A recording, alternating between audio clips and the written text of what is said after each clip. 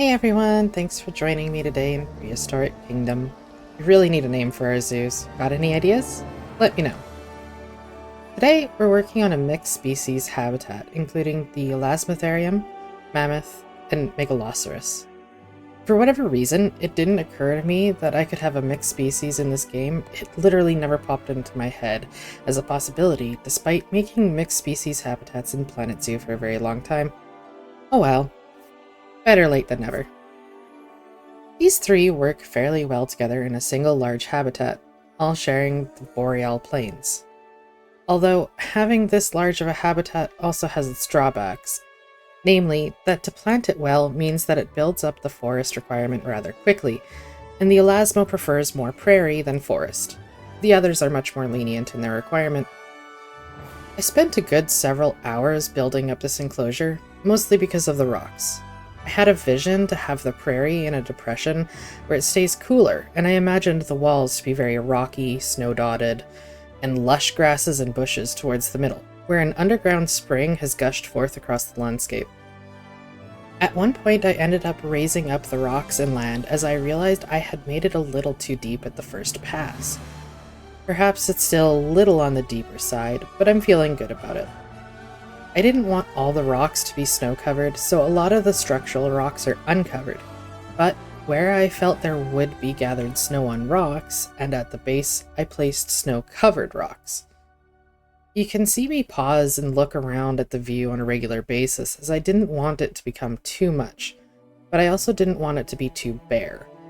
I ended up coming back in a day later and adding some extra rocks around to spots where the rock face was too much of the same, as when I was placing the first structural rocks down, I kept switching between random rotation and manual rotation, so some spots look identical from the manual rotation areas. I think from now on, I'll leave it on random rotation. When I added in the river, I didn't want to add in another above-ground river, and I didn't want it to just be, oh, the zoo added in a man-made river for realistic behaviors.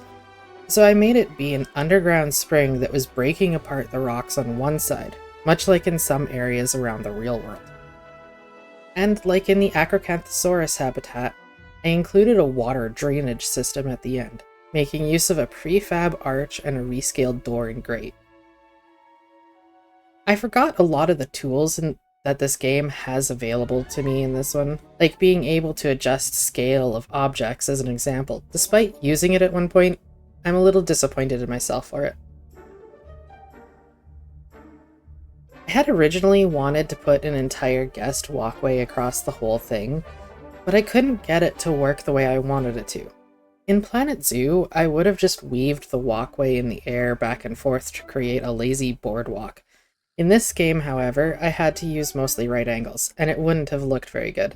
I settled instead for viewing platforms suspended over the habitat, and I did come back in the next day and place in support for them so that they're not just floating above.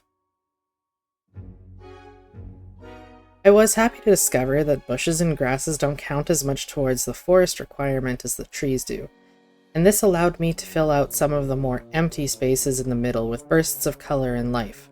I'm really proud of the little meadow spaces. I think they turned out looking so good, even if a little bulky.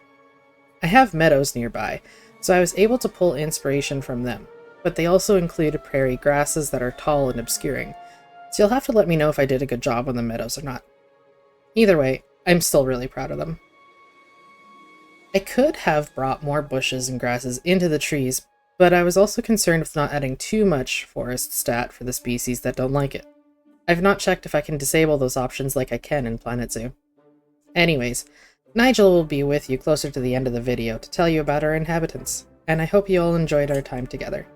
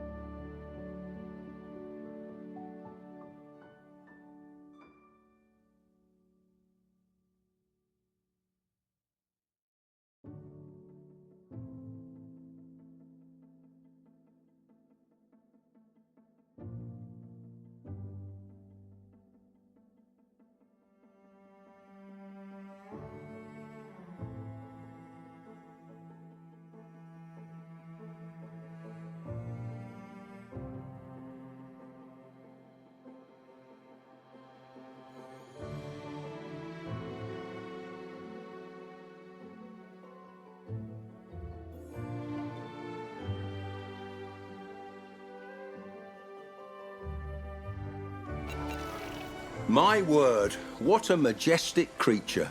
Megaloceros always takes my breath away.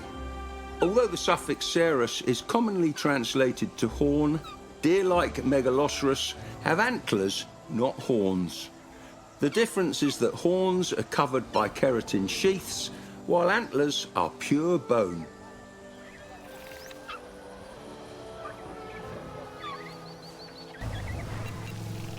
Each one of the male's antlers are almost as long as I'm tall.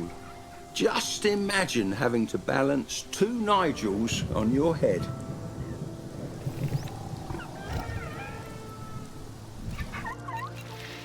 At last, the woolly mammoth, ruler of the Ice Age, then ruler of none. There's nothing quite like it on the planet today. Just like their closest elephant cousins, mammoths are highly social, forming large family groups led by matriarchs. So that means we need to make sure we give them enough company. I would hate to see them feel lonely.